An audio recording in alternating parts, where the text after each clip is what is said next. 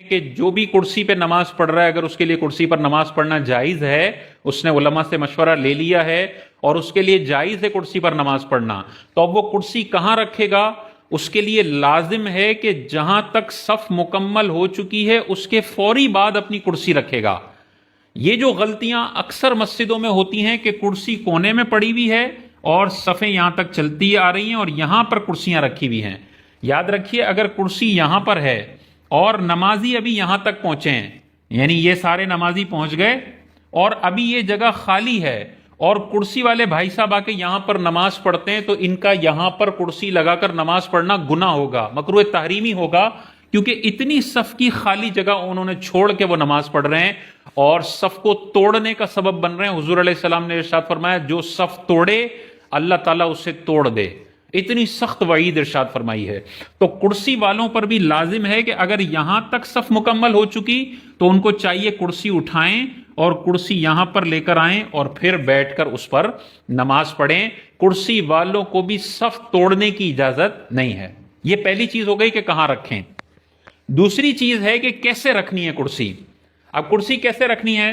یہ مثال کے طور پر صف کی لکیر آ رہی ہے، یہاں پہ صف ہے اور یہاں پہ لوگ یوں یوں کھڑے ہوئے ہیں مثال کے طور پہ، تو جہاں لوگوں کی ایڑی ہے وہیں پر اس کی کرسی کے پچھلے پائے ہونے چاہیے، بالکل لائن سیدھی ہونی چاہیے۔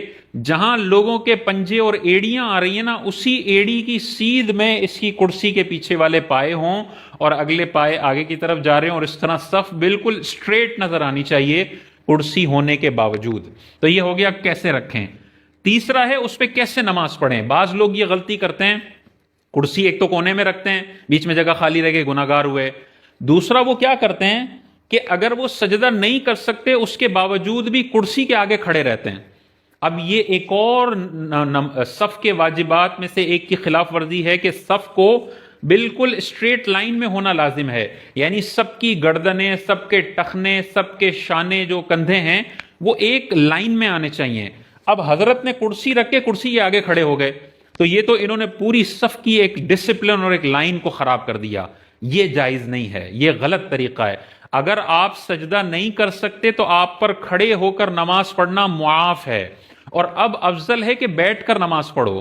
تو یہاں پہ پھر کرسی پر آگے کھڑا نہیں ہونا بلکہ کرسی پر بیٹھنا ہے اور بیٹھ کر نماز پوری کرنی ہے، تاکہ ایک ڈسپلن میں رہے، آپ کا جسم باقی نمازیوں کے جسم سے آگے نہ ہو بلکہ ان کے محاذات اور ان کی لکیر میں آنے والا ہو۔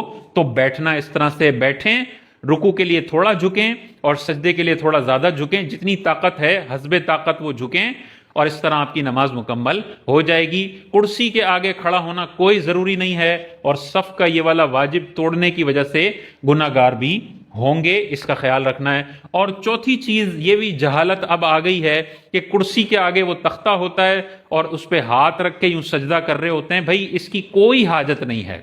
جب سجدہ زمین پہ نہیں کر سکتے، سجدہ معاف ہو گیا، اب آپ نے اشارے سے سجدہ کرنا ہے، اس کے لیے آگے لکڑی کا تختہ ہونے کی کوئی ضرورت نہیں ہے۔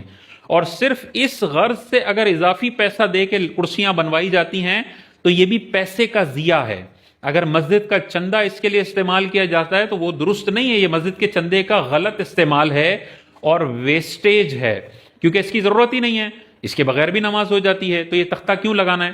ہاں اگر تختہ قرآن رکھنے کے لیے اور قرآن کو پڑھنے کے لیے کی نیت سے لگایا تو پھر ٹھیک ہے، لیکن خاص طور پر سجدہ کرنے کے لیے تختہ بنایا تو یہ پیسے کا بھی ضیاع ہے، اور ایسی کرسیاں مسجد میں نہیں رکھنی چاہیے۔ سمپل سادی کرسی ہو اور اس پہ بندہ آ کر نماز پڑھے۔ تو کرسی پر نماز پڑھنے والے یہ چار چیزیں اپنی ذہن میں رکھیں۔